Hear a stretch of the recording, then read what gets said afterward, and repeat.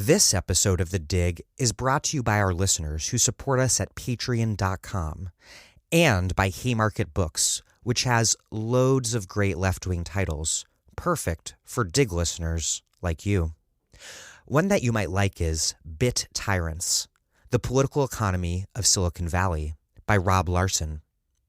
For fans of corporate fairy tales, there are no shortage of official histories that celebrate the innovative genius of Steve Jobs. Liberal commentators who fall over themselves to laud Bill Gates' selfless philanthropy.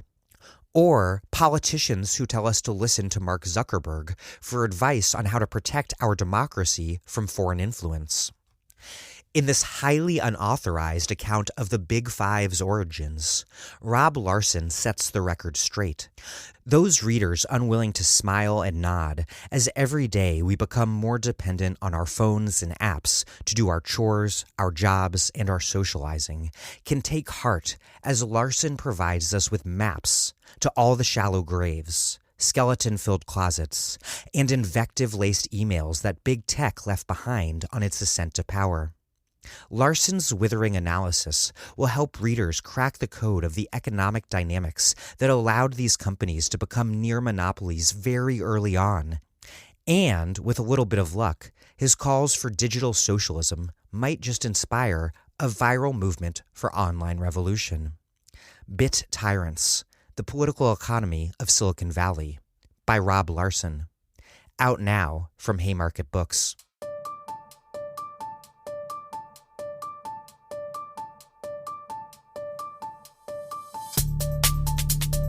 Welcome to The Dig, a podcast from Jacobin Magazine. My name is Daniel Denver, and I'm broadcasting from Providence, Rhode Island. Gramsci famously wrote, quote, "The crisis consists precisely in the fact that the old world is dying and the new cannot be born. In this interregnum, a great variety of morbid symptoms appear." But the thing with being in an interregnum like this is that it is so hard to know what its shape and direction might be.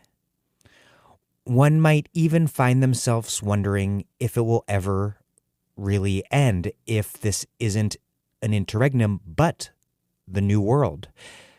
The symptoms have become so unexpected and morbid. What's certain, and the fact that this is cliche doesn't make it any less true, is that the future is uncertain. We can't shrink from engaging it. This is a moment when all that is solid melts into air way faster than even under what were already pressure cooker conditions. The capitalists and nationalists and racists and eco-nihilists shouldn't be so confident that they'll remain in control. They are, however, very much trying to do so. In the U.S., the right is claiming that attempts to address capitalism's ecological crisis as part of our response to what is in reality a bioecological crisis of capitalism amounts to an underhanded politicization of the crisis, even as they use the pretext of saving the economy to rescue rich people's portfolios. And it's not just the right. When Joe Biden debated Bernie Sanders, Biden charged that Bernie's demand that we fix the fundamental sources of economic and health insecurity that are now exposing people to mass death was wrongly politicizing the crisis. We must powerfully connect these dots now because the radical right and center alike are arguing that a crisis means that talk about fundamental transformation is verboten. And so to let the economic and health harms of this crisis follow the dystopian contours of our new Gilded Age. A state always ready to lock someone up, deport them, wage war is so absent when and how we need it most. And so the market, backstopped by government, is running the crisis response. Trump refuses to use basic federal powers to coordinate the distribution of much-needed ventilators, while he and countless other conservatives now demand a human sacrifice to satiate the market. But whatever happens, there will be nothing normal about any attempt to return to business as usual. Today, I'm interviewing Grace Blakeley, the author of Stolen: How to Save the World from Financialization, on the economics of coronavirus. We are in a war of ideas embedded within a conflict over power, and Grace puts this all in historical context. Critically, in her book, Grace explains how John Maynard Keynes's ideas required a major change in power relations to become enacted, which is what the increasing power of organized labor in the early 20th century accomplished.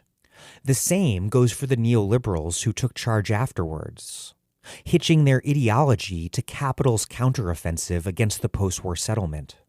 Neoliberal luminary Milton Friedman identified the importance of developing, quote, ideas lying around that could be picked up in a moment of crisis like this, as power relations become more contingent and old ways of doing things become discredited. This interview with Grace is an overview of the global economic issues presented and made manifest by the coronavirus crisis. This weekend, I'll be posting an interview with New York Magazine writer Eric Levitz, looking back at the past week of economic policymaking and politicking in Washington.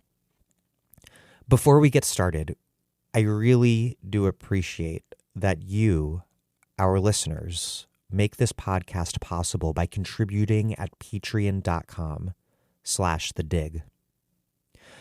For at least the next few weeks, we will be doubling down on content production to provide you with the analysis that you need to help change the world. We need ideas lying around, and we need organizing and power to make those ideas into a new world. We are trying to do our part here at The Dig. We also, of course, have a left-wing book or books to send you in the mail if you contribute at least $10 a month. If you do have a stable source of income right now, please contribute what you can at patreon.com/thedig. That's patreon.com/thedig. What's more, next week, I will be putting out a call for pitches for a limited time audio series on the coronavirus crisis, reporting and storytelling on what's happening now. So stay tuned for that. Okay, here is Grace Blakeley, a Marxist economist and the author of Stolen: How to Save the World from Financialization. She is a staff writer at Tribune Magazine and sits on the Labor Party's National Policy Forum.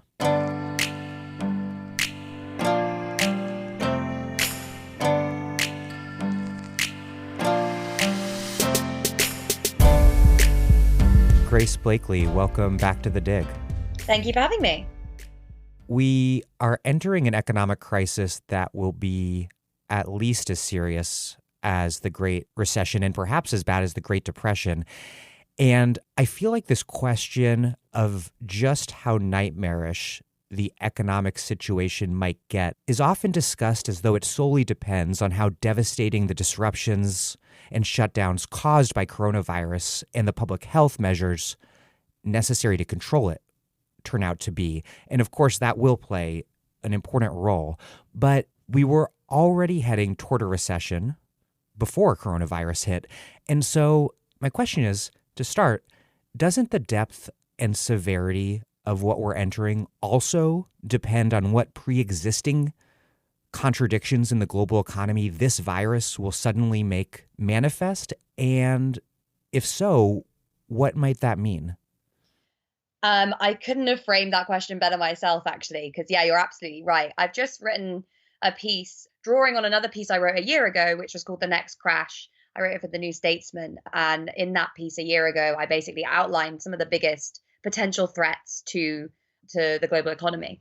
And those were a slowdown in growth in China that looked like it would continue, increasing financial instability, particularly in emerging markets, a massive buildup of private debt internationally, and a trade war potentially catalyzing something, and the potential increases in monetary policy that we were seeing as central banks started to raise interest rates and unwind quantitative easing. Now, at that point, I was like looking at the dynamics of the business cycle, looking at what economists call kind of the potential for downside risks. So things that exist outside of the dynamics of the business cycle that gives us a recession predictably every 10 to 15 years. Those shocks that exist outside it, what were the risks associated with those? Obviously, you can never predict, as we now can see, but ultimately we do tend to get a recession every 10 to 15 years, and it's generally brought on by, sometimes it's brought on just by the internal dynamics of the business cycle. Sometimes it is brought on by a shock that triggers a downturn at the top of the business cycle.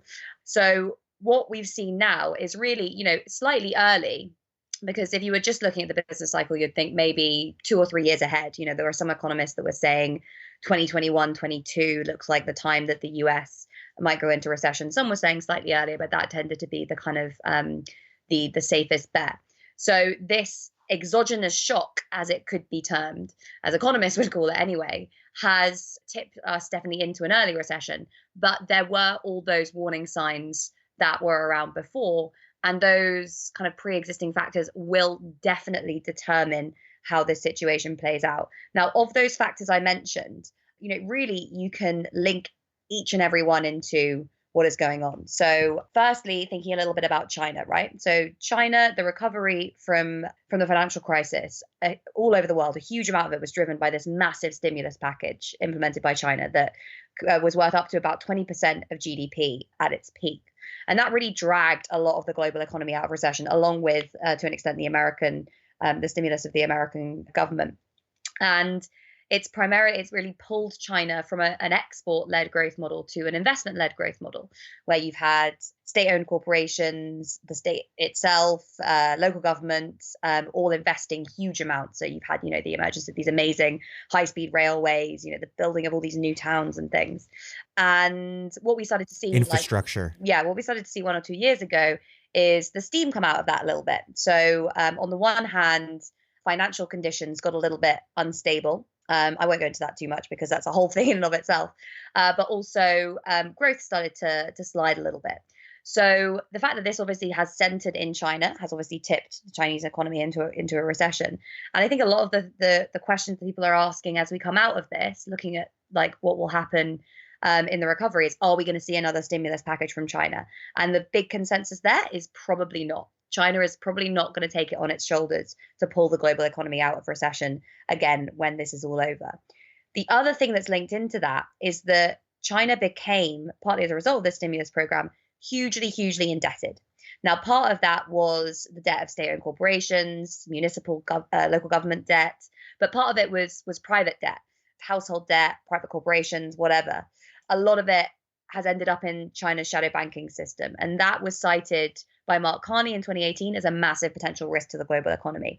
You've also got, I spoke a little bit earlier about like private debt throughout the global economy. We have a private debt burden 3 times the size of global GDP at this point. And a lot of that is in China. Some of it is in other emerging markets. A big portion of it is still in the UK, the US, where you have huge corporate debt bubbles in both of those economies. Household debt in places like Australia, Canada, the Nordic countries also has soared since the financial crisis. And the thing that this crisis potentially threatens is that because it either leads to a substantial reduction or the complete evaporation in people's incomes, it means they can't pay their debts. And when you get into a situation where people can't pay their debts, suddenly you're in this kind of Minskian crisis that you started to see develop in 2008. Although here, the likely trigger would probably be corporate debt rather than household debt. Although that would vary depending on the economy that you're looking at. So corporations lose all their incomes, they can't pay their debts, they start defaulting, they sell their assets in order to pay some of their debts. That sends asset prices down. And this creates a kind of self-reinforcing cycle where asset prices have fallen. So that means that the assets of certain firms, even in the banking system, relative to their liabilities, start to fall. And you start to see potentially an issue of firms becoming insolvent and potentially vulnerabilities emerging in the banking system as well. So that's a kind of worst case scenario you can imagine. And that's where the links exist between the previous model as in, the problems that existed in the economy before and what is happening now. There's also something to be said about monetary policy in the sense that it was kept very, very low, largely because the recovery from the financial crisis has been so terrible that you've needed really, really loose monetary policy to keep things going. But what that meant is that when this crisis came, policymakers couldn't cut interest rates as much as they would have liked to. There's an argument that cutting interest rates wouldn't have been effective anyway, seeing as that's supposed to stimulate demand for credit and people aren't going to be wanting to borrow, businesses aren't going to be wanting to borrow at this time. But it still did take a big kind of tool out of policymakers' recession fighting toolkit. So on all of those measures and a host of other ones that we can get into, the crisis that we're seeing now definitely interacted with previous vulnerabilities that there were in the global economy.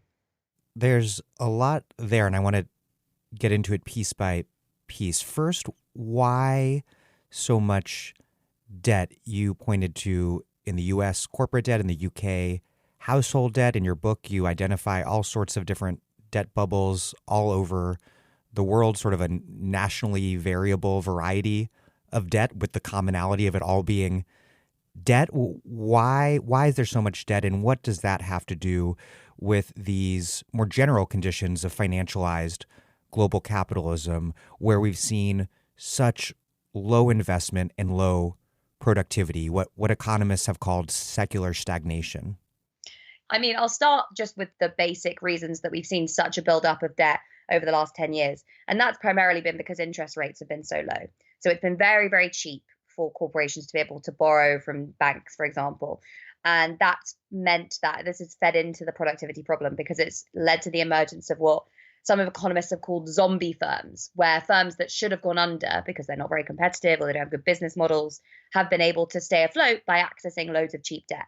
So those firms are often very, very highly leveraged and not running a particularly sustainable business. Some of them have recently, even before this crisis, they started to go under. So those are potentially some of the most vulnerable firms. And yes, the reason that they have been able to acquire so much debt is that interest rates have been so low, so it has been very, very cheap. So that's one of the reasons.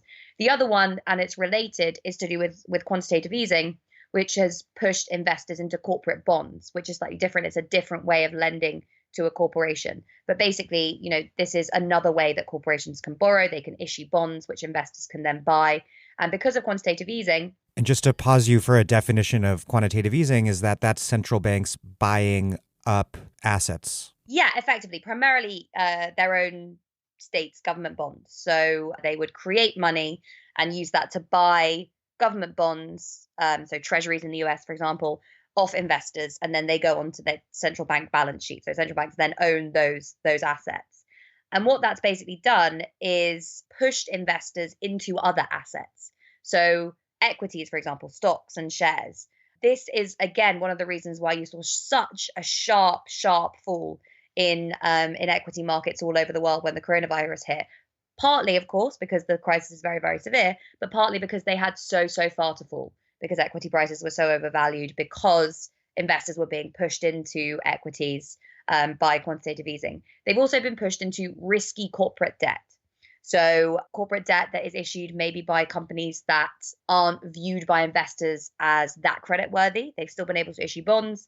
And because investors have been kind of reaching for yield, that is looking for investments that are going to give them a high return in this environment of quantitative easing, a lot of them have gone into risky corporate bonds. And this is a big part of why people think that there is something of a bubble in corporate debt, particularly in the US, but also in the UK. So those are the kind of more recent factors that underlie the big explosion in corporate debt. I mean, low interest rates obviously also impact household borrowing as well. But over the longer term, I mean, you've basically got two issues here when it comes to debt. You've got an issue of supply, the supply of credit, and an issue of demand, so demand for credit. When it comes to the supply of credit, what I talk about in the book is I look at how in the 1980s you saw a wave all around the world of bank deregulation, and particularly the deregulation of retail and commercial banking. And effectively what that did is that it allowed banks to issue more debt than they had before. So that previously there had been exchange controls, there had been credit controls, limits on the ability of banks to kind of create more credit. But those were steadily removed by a lot of different countries. I looked mainly at the UK, and that allowed banks to increase their lending. You also, throughout the 1990s and noughties, had what were euphemistically termed these kind of financial innovations that allowed banks to lend even more. So, you had massive innovations in the shadow banking system that would allow banks to become, to effectively become much more leveraged than it looked from the outside. Leveraged meaning lending out a lot more money than they had. Yeah, effectively. It basically just meant that the ratio of their debts increased. Yeah, those kind of financial innovations that people will be very familiar with if they've, seen The Big Short or read about the financial crisis, allowed banks to issue more credit all over the world, really, but particularly in the US and the UK. So you saw a kind of ongoing expansion in the availability of credit throughout, really, from the 80s to about 2008.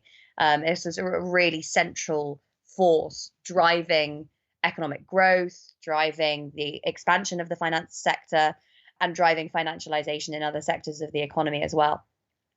So that's, the supply issue, the credit was just much more easily available.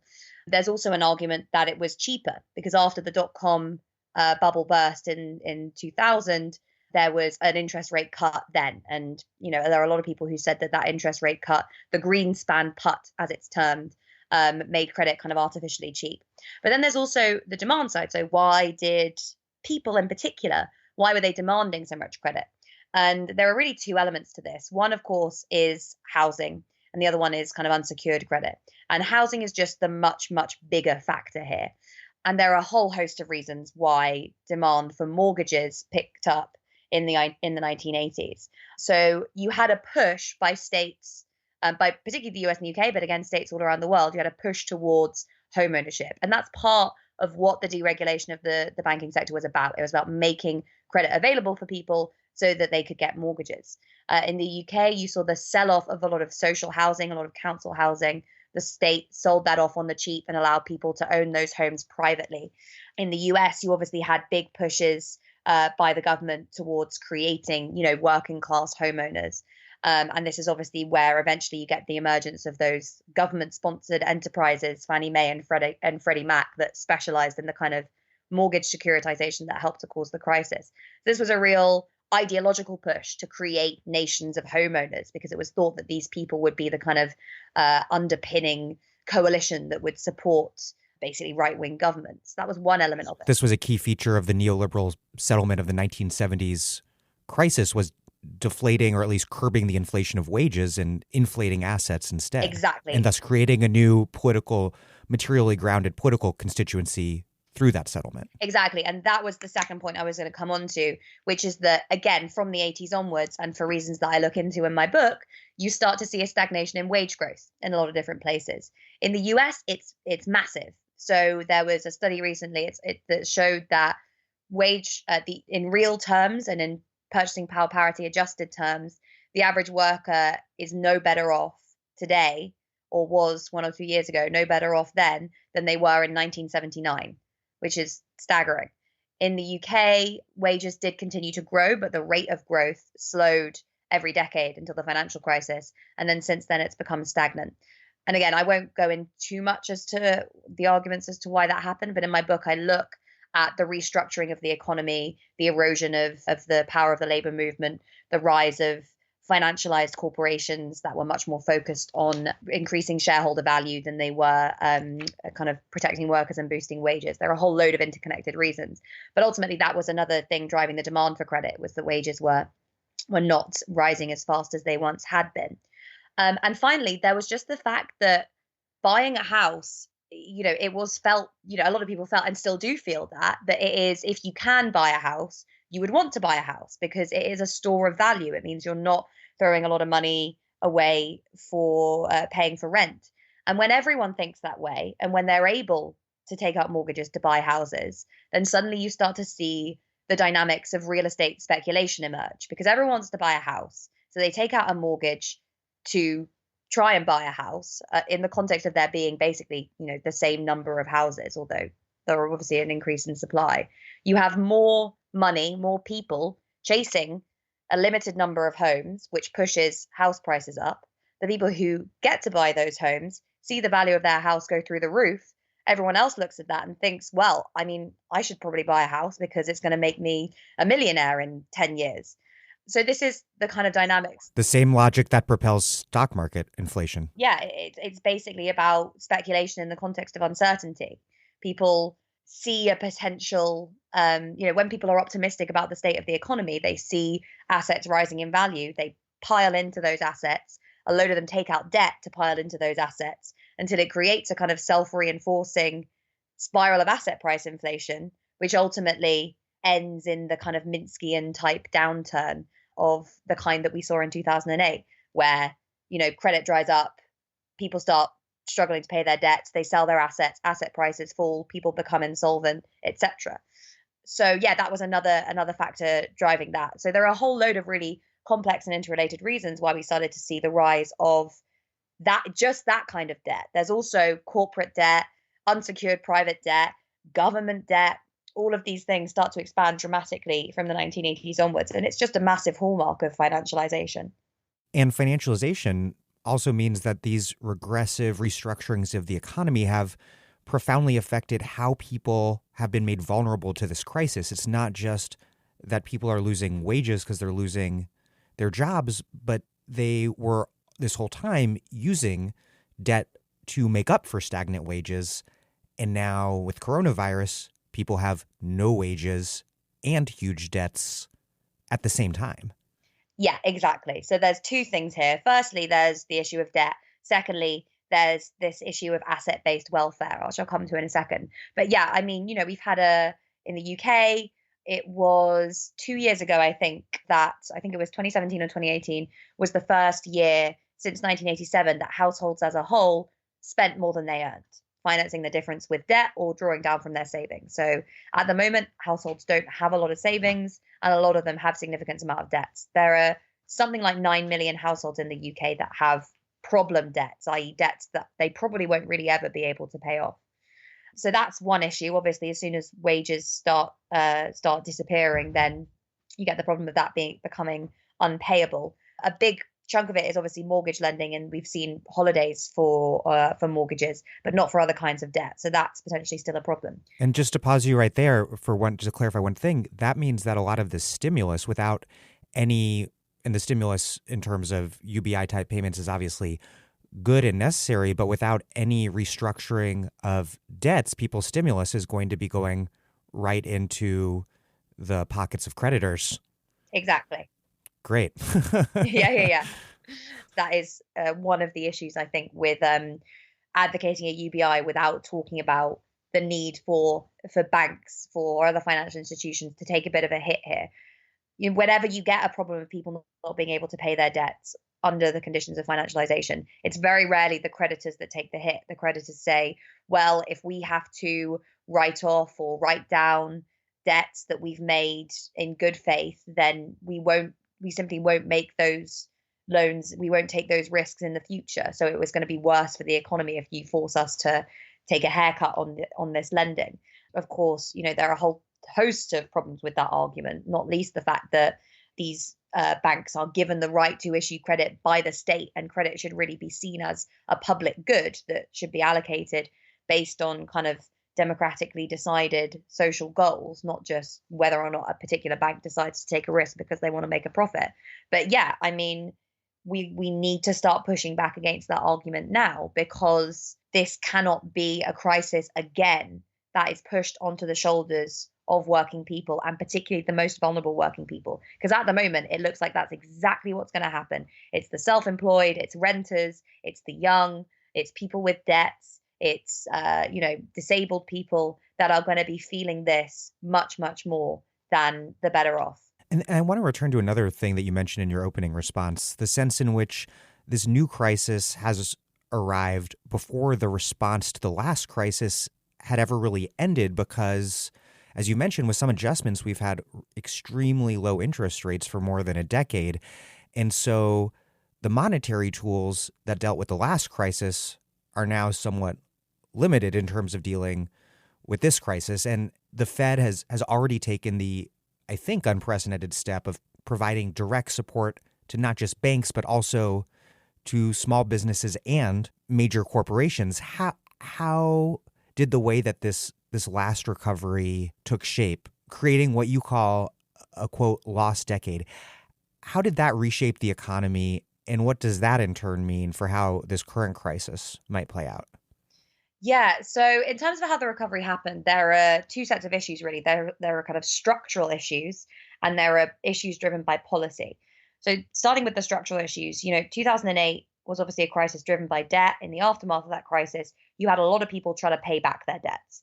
And when you've got a lot of people trying to pay back their debts, that means that they're not going out and spending in the real economy. Similar sort of thing for businesses. Maybe they can't access credit because banks don't want to take as much risk, so they're not able to invest as much as they once did. And when you get this kind of what's called a balance sheet recession, it sucks demand out of the economy and potentially reduces investment, productivity, growth, etc. All of those different things. That was one factor.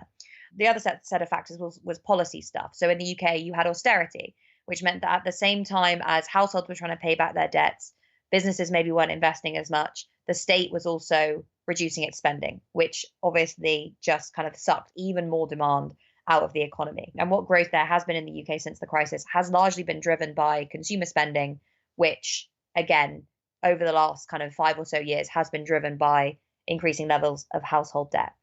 And, that combined with tight fiscal policy in a lot of countries. So even when there hasn't been austerity, there's been very, very tight fiscal policy. So government's not spending that much, combined with very, very loose monetary policy. So those things I was talking about before, quantitative easing, low interest rates, which have basically driven up asset prices. So yes, stocks and shares, but also housing, for example, in the UK, particularly in London, there's arguably a link between quantitative easing or between loose monetary policy and the house prices since the financial crisis. So that's, again, exacerbated inequality.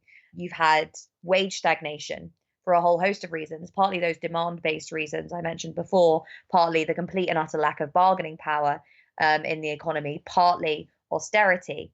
But at the same time, you've had massive increase in asset prices. So the people who have the wealth have gotten richer, and everyone else, particularly young people, have been massively left behind. And we know that unequal societies are societies marked by huge economic problems, not least the fact that when you have all that money stuck at the top, particularly when it's all kind of tied up in assets, it tends to mean that you get less spending because the wealthy spend less of their income proportionally to when compared to the less well off. So all of those reasons are tied together.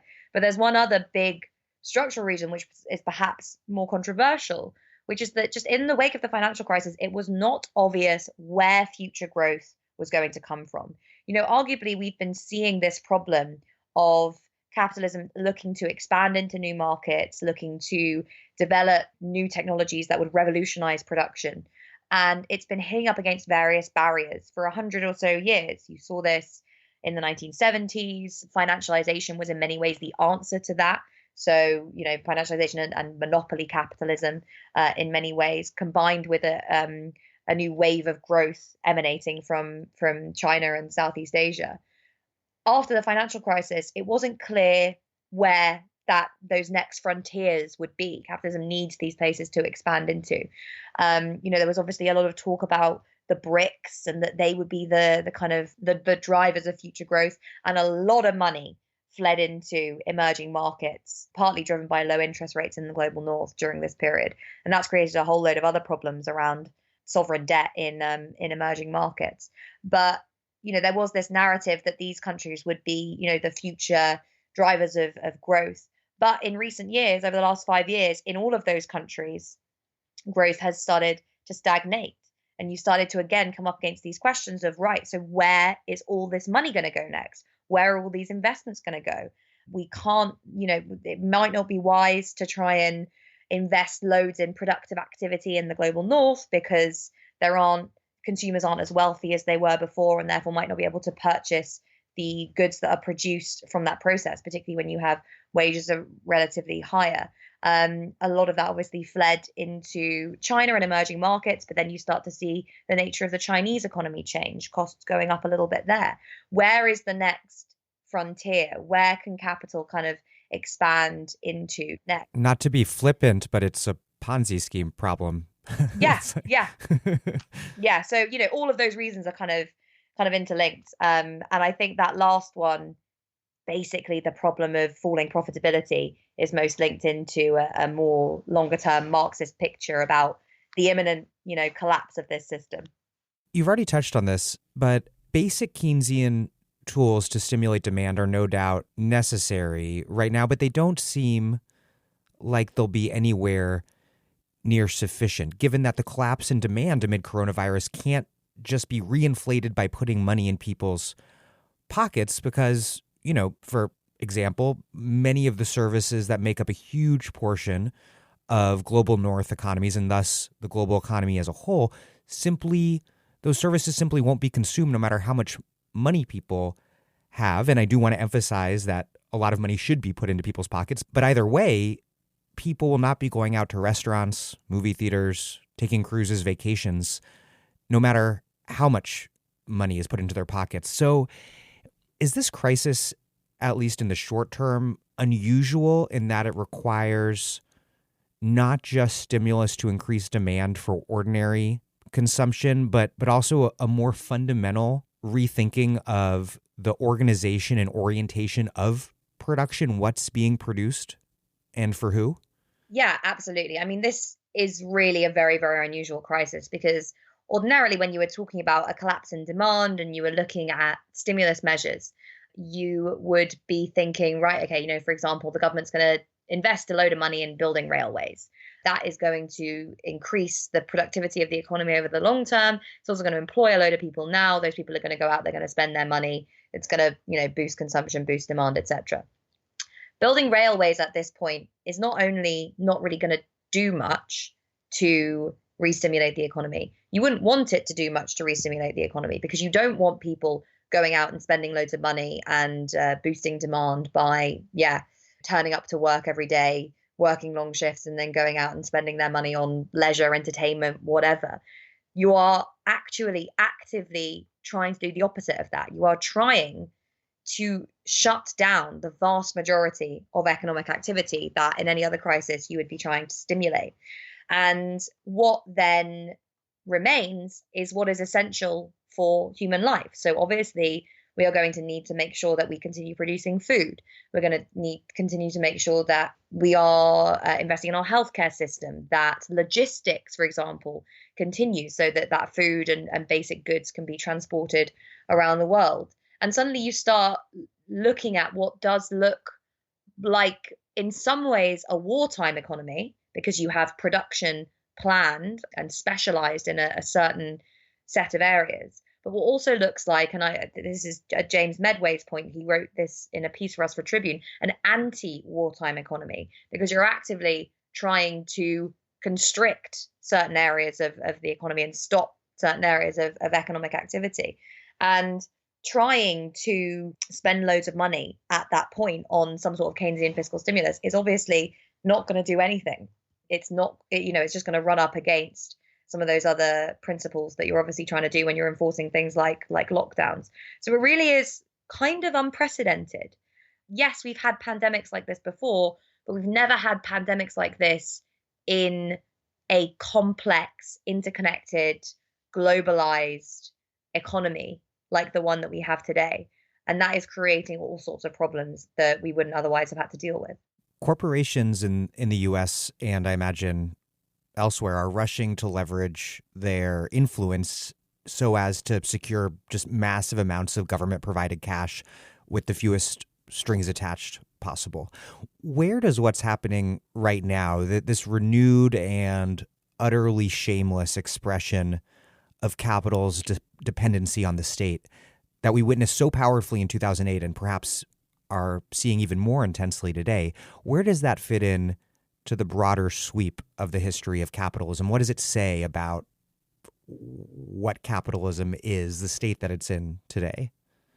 Obviously we don't quite know how we're going to look back on this moment in the future. But for me, it does feel like quite a significant turning point, almost like we're entering a new era global capitalism. If the 1980s, really the 1970s, was the beginning of what I call finance-led growth, what some people call neoliberalism, whatever, and 2008 was the moment that model began to collapse. In the last 10 years, we've kind of been living in its death throes. Then what's happening now looks like it might trigger the commencement of a new era. And for me, that looks like what some Marxists have called state monopoly capitalism. And it's basically the massive concentration in corporations, in capitals. So you get the emergence of a couple of really big monopolies, and their interests become increasingly fused with that of the state. And you start to get, Hilferding, who was an early Marxist economist, argued in a fairly extreme sense that at some point you would end up in capitalism with a general cartel that is, a group of the senior executives of the biggest monopolies, senior politicians, central bankers, financiers, etc., who would basically plan how the economy would work. And, obviously we're not there. There's powerful forces militating against the emergence of that kind of general cartel, and there have been, but we are getting increasingly close towards that place. And I think this crisis could really be what pushes us over the edge. Obviously, we've seen, partly to do with the dynamics of financialization, a massive increase in market concentration in over the last 30 years. So, big monopolies, big conglomerates that control huge segments, huge portions of output in their particular industries.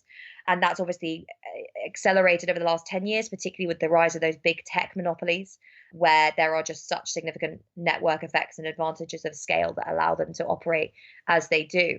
And you have started to see, as many Marxists predicted, that as a smaller number of people are in control of ever huger segments of the economy, politicians obviously have a huge incentive to think, what do these people want and how can we help them?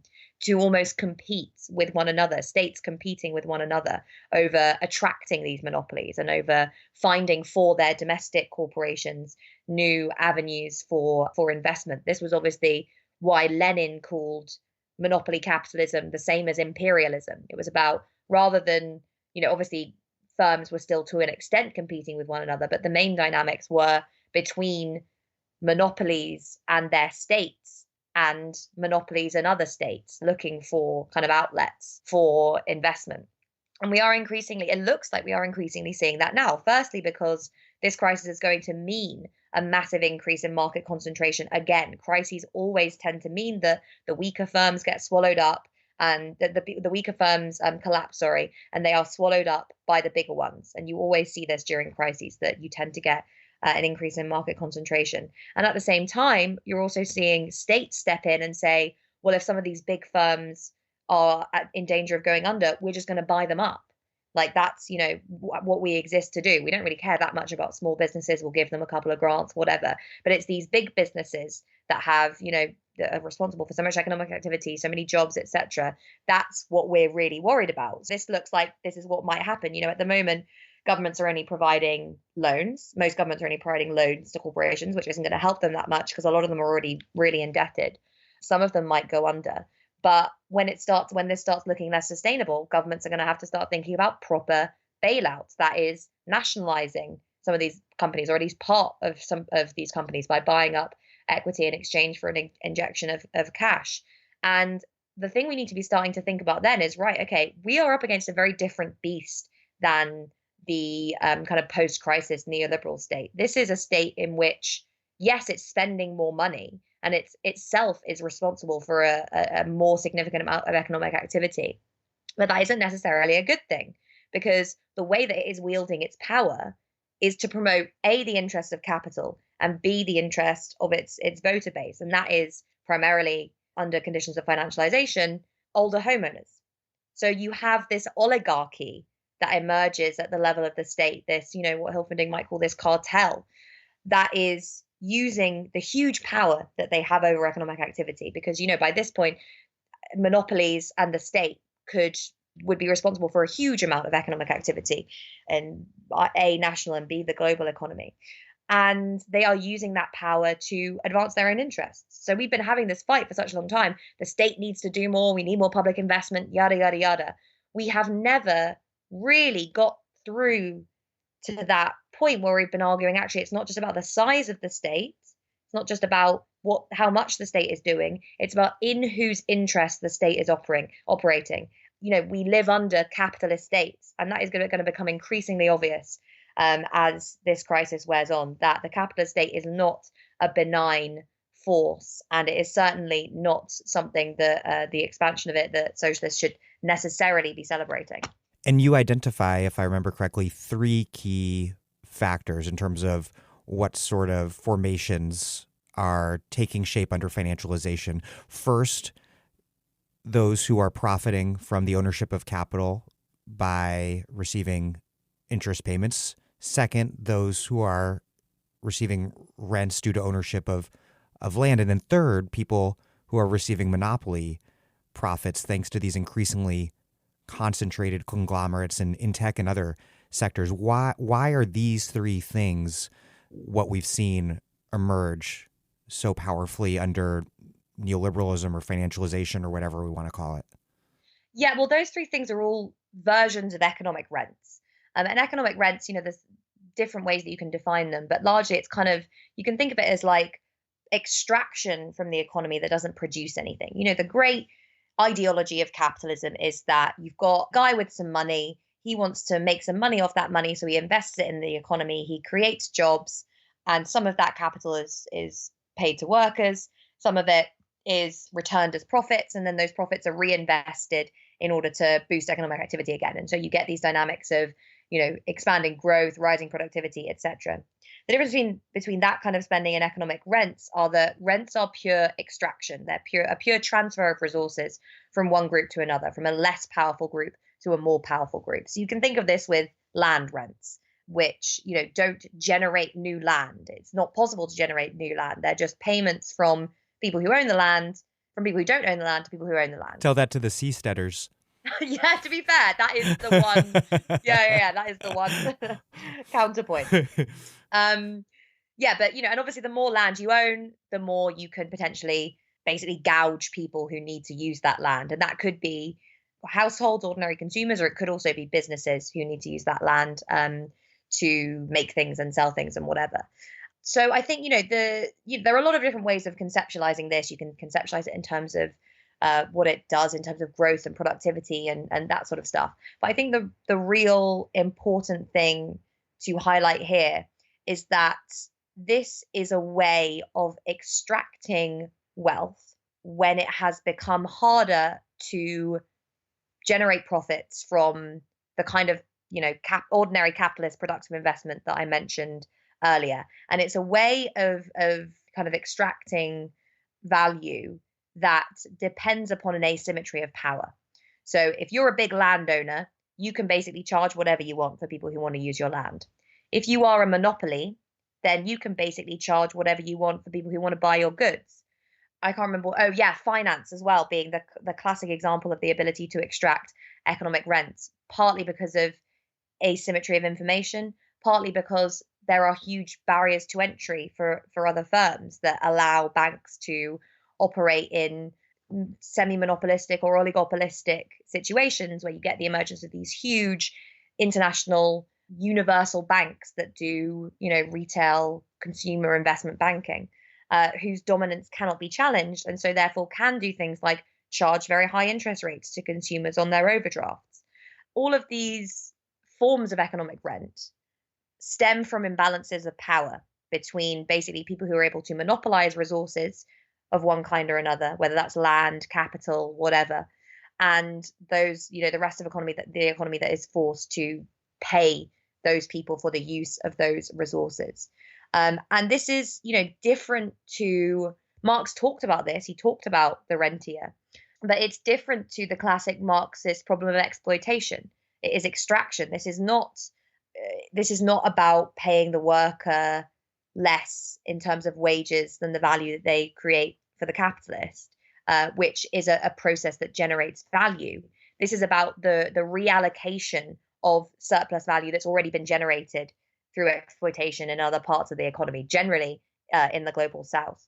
And yeah, this is really about making sure the people at the very top are able to extract more and more and more of the value that is generated in capitalist economies, even without generating more value themselves. And historically speaking, financialization and monopoly rents go hand in hand, just as Keynesianism and curbing finance and capital mobility and curbing monopoly all went hand in hand before the destruction of the New Deal post-war order. Yeah. And again, to go back to Hilferding, he had some answers as to why this would happen. And he basically, Marx, obviously, all Marxists focus on the tendency of capitalism towards concentration. And this has to do with the increasing capital intensity of production. So the fact that as capitalism develops, you have a declining organic composition of capital. So basically, there are fewer workers involved in the production process. And producing things tends to require ever more capital investments, so investments in machinery, etc.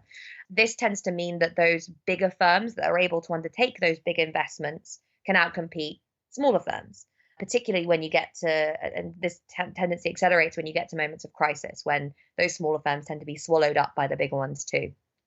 What Hilferding pointed out is that when you get to a certain level of capital intensity of production and a certain level of concentration in industry, then you start to see very, very close links emerging between industry and finance, because those industrialists that want to compete have to be able to mobilize huge amounts of resources to invest in machinery or whatever they need to invest in.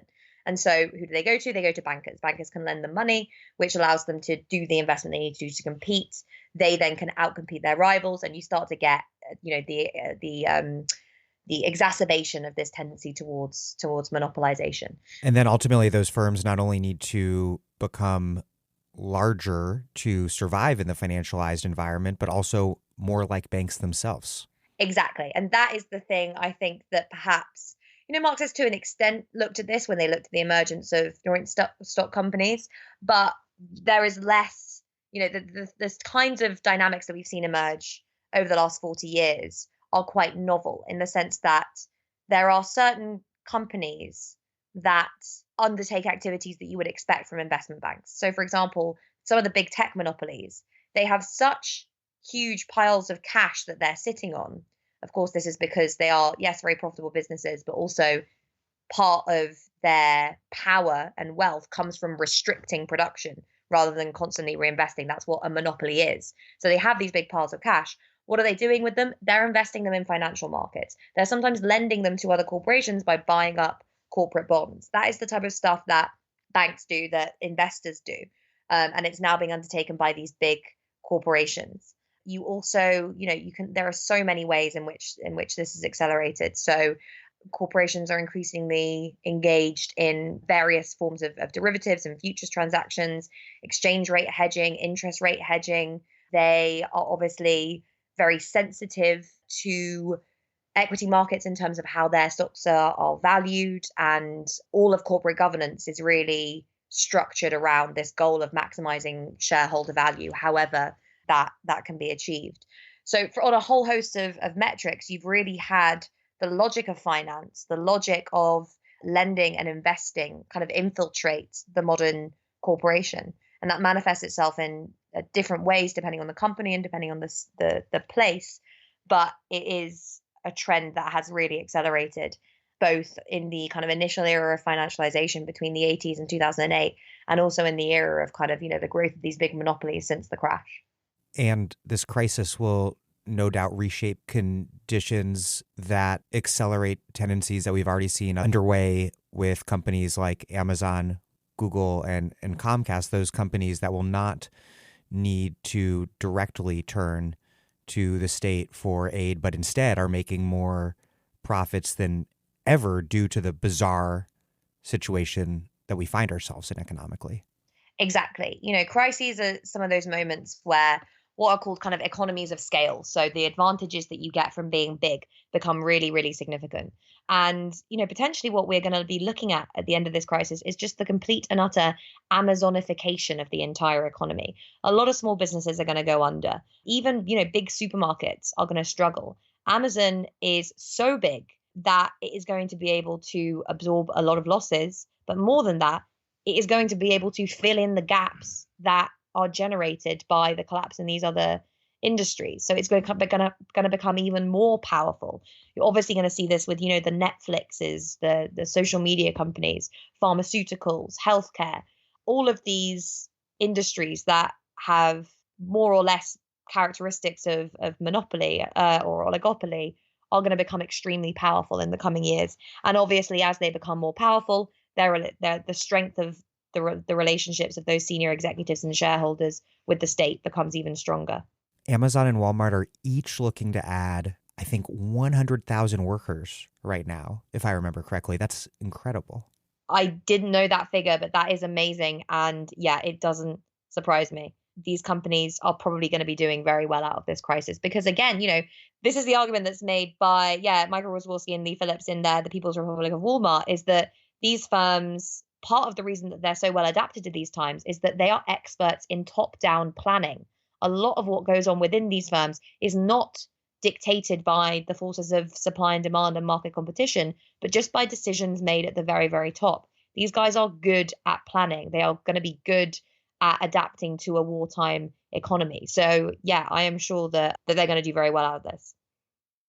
In the US, we knew that we were going to have to fight over the economic response to ensure that workers and poor people aren't sacrificed for the portfolios of the super rich. But what I was not quite cynical enough to imagine is that Trump and conservative economists and other conservative activists would now be pushing to totally disregard public health officials and to reopen the economy as soon as Easter, to get things back to a new and extremely morbid normal, sacrificing just an enormous number of human lives at the altar of the market. This has really, truly shaken me in a way that I wasn't shaken before, just in the last few days. What do you make of this, and what ideas does this macabre cost-benefit analysis draw upon? What sort of power relations in our society is it expressing? This is really one of the most fascinating things, I think, to have come out of the crisis, is just the realization of the extent of some of these people's market fundamentalism. And what you've seen is, a couple of weeks ago, I put out a tweet that just said, what you're going to see as a result of this crisis is a battle between people who think that you can put a price on a human life, and probably a very low price at that, and those who think that, human life is sacred and we should be doing all we can to protect it. And there were so many people in the replies that were just like, of course you can put a price on human life. Insurance companies do it all the time. And this idea has seeped so deep into our collective consciousness that I then, a couple of days later, saw an article from the Times that said that it's actually going to be worse in terms of deaths if the economy shrinks too much, because people will die because the economy shrunk rather than dying as a result of coronavirus.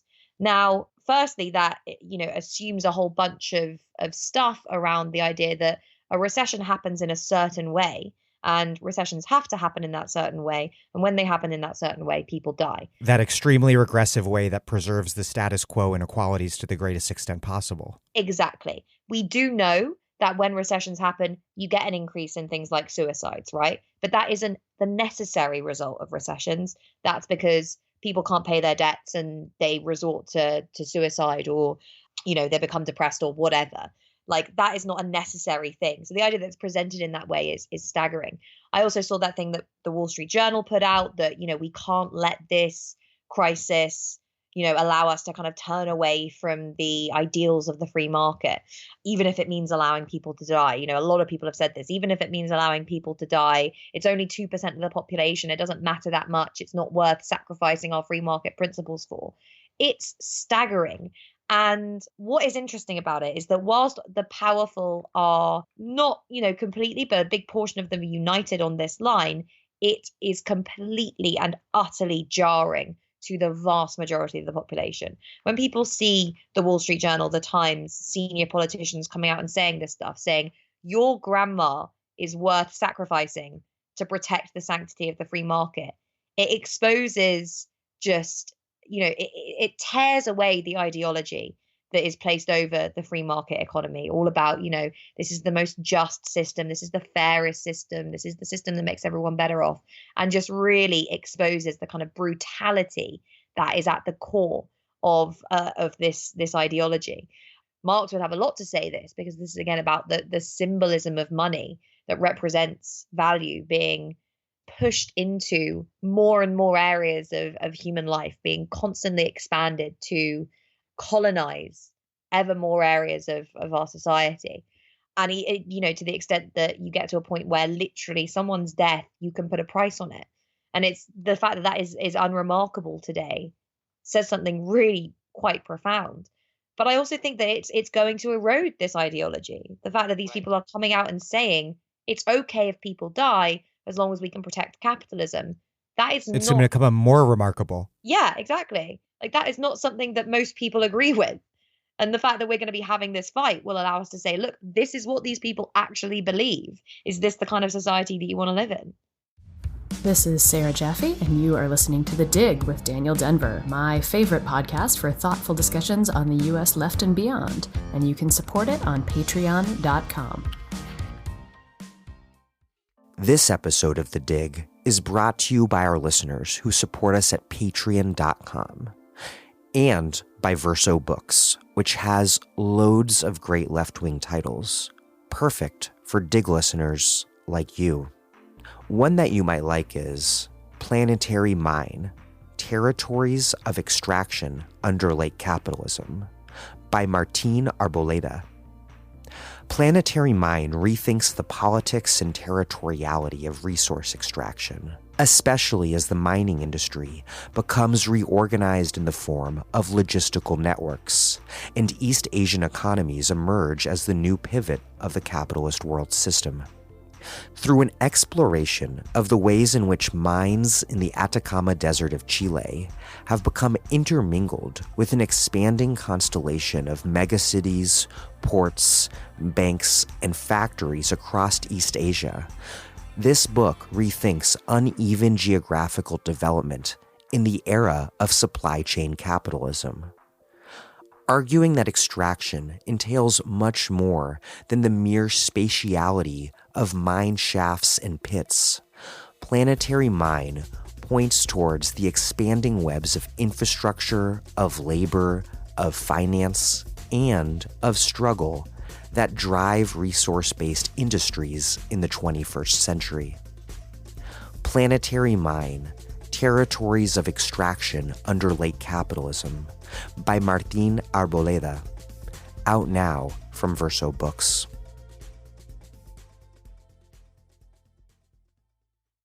There was this idea on the left that Trump might go full Herrenvolk socialist by embracing economic populism as policy and not as mere rhetoric and politics. And that, of course, has so far, for a variety of reasons, proven to be a total fantasy, because Trump, I'll repeat, is considering the mass murder of especially elderly Americans to stimulate the economy. And one thing that your book had me thinking about is how this populist rhetoric coupled with pro-business reactionary policy is far from new with Trump. Neoliberalism has often been populist and premised on the populist argument that the people should rule, no matter how much that was a pretext. And what neoliberal populists do is that they frame the market and property ownership as the means to create and enact this sort of popular sovereignty. Thatcher called for a democracy of property owners. Bush had his, I think it was called Ownership Society.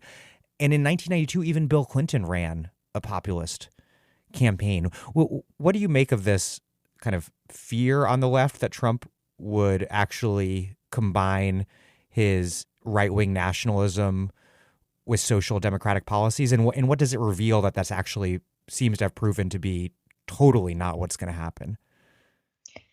Yeah, so you had a similar sort of thing here actually in the States, in the UK, recently, with people saying, Boris Johnson is going to be, because he won all these seats in the north of England in previous Labour constituencies, he's going to be this, populist, economically populist prime minister who's going to do a huge amount for the working classes.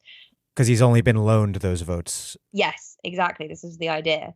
And there are some abstract arguments that we can go into as to why, as you say, kind of neoliberalism has historically always been premised upon this big, and capitalism itself, actually. I mean, Marx talks about this all the time, the massive difference between the appearance, the realm of appearances, and what goes on kind of beneath the surface. Marx talks at the very beginning of Capital about, the market being the realm of appearances, and then going behind that to the hidden realm of production, and that, showing actually what goes on in capitalism. And today we live in a society where we are so just taken in by appearance and by spectacle that journalists and commentators and whoever take the rhetoric of these guys seriously and don't bother looking at what goes on behind it or beneath it. And that's why you get these narratives being spread, even when they're so obviously not true. But I think there's a more fundamental point here, which is that states and governments have interest groups that they represent. And this is something that is kind of denied or just ignored by the kind of political science that you get emerging in the kind of economics and economic policy that you get emerging in the 1990s and noughties, which says, there is a median voter. The job of political parties is to capture the vote of the median voter, and they do so by figuring out what is the most preferred set of policies that everyone in society wants, right? It's a completely classless, not even just classless, like it, just does away with the idea of the interest group. What we obviously know is that political parties represent interest groups, and particularly they represent classes, especially, in majoritarian systems like ours.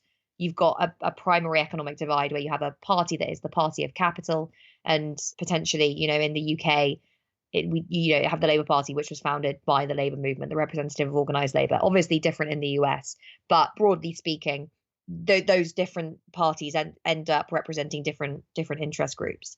And what you see in the 90s is, in the UK, the kind of severing of the links as the nature of class begins to change, the severing of the links between the Labour Party and organised labour on the one hand and the working classes on the other. You see a similar dynamic in the US, although it's more complicated because obviously those links have never really existed in the same way, and those parties have never really existed in the same way. But today, what we are seeing is, when we are talking about the expansion in the size of the state that's happening as a result of coronavirus, we're seeing these parties act in a way that is promoting the interests of their electoral base on the one hand, which is primarily older homeowners, and the people who provide them with the resources on the other, which is capital. They are representing a coalition of capital and wealthy older homeowners. It's just that the reason that their behavior has changed is because the interests of those two groups have changed. So it's not that Trump and Johnson have suddenly realized that Jeremy Corbyn and Bernie Sanders were right and that they need to do loads more public investment because that would be the just and right thing to do. Do Bernie and Corbyn, but combine it with hardcore racism, Yeah, right. But that's not even, I mean, obviously the hardcore racism part, yes, but that's not even what they're doing. They're not doing a Corbyn and a Sanders. They are responding to the needs of their constituency. Capitalists need the state to lend them money and to intervene more in the economy. Right. Wealthy homeowners need the state to guarantee that they're not going to lose their homes. So we need to be thinking about what's going on right now in terms of whose interests are being represented. And, this being a reconfiguration of the interests of basically sections of the ruling classes, not by saying the state's doing more, therefore we basically have socialism. But Johnson does seem to be taking a somewhat more heterodox approach than Trump, if I've read it right. Proposed covering 80% of laid off workers' pay and barring companies that receive aid from doing layoffs. I mean, that was after just, I think, like 10 days ago, his government was refusing to impose the entirely normal social distancing policies that were being imposed everywhere else because they were following some murderously harebrained herd immunity scheme up to the very last moment. But now, am I right that Boris Johnson's approach is somewhat more heterodox than Trump's, who seems still committed to going back to Johnson's herd immunity scheme? What's happened, obviously, is that you have had the government step in and say, we're guaranteeing 80% of people's wages. There are big gaps. The self-employed, 5 million self-employed people aren't covered. Statutory sick pay is still too low, yada, yada, yada. But broadly, the government has stepped in to guarantee at least a portion of some people's incomes. That always had to happen. And if it doesn't happen in the US, I will eat my hat. There is going to have to be some form of income support provided to ordinary people throughout this crisis, not just so that they can enforce social distancing, but so the entire economy doesn't literally collapse. Like that, when you look at the proportion of economic growth, of economic activity that is accounted for by consumption spending by households, it's huge in the US and the UK. Without that, you haven't got an economy. So, I saw this really in terms of Johnson attempting to, respond to this crisis in a way that was just basically economically rational. This is about saving capitalism.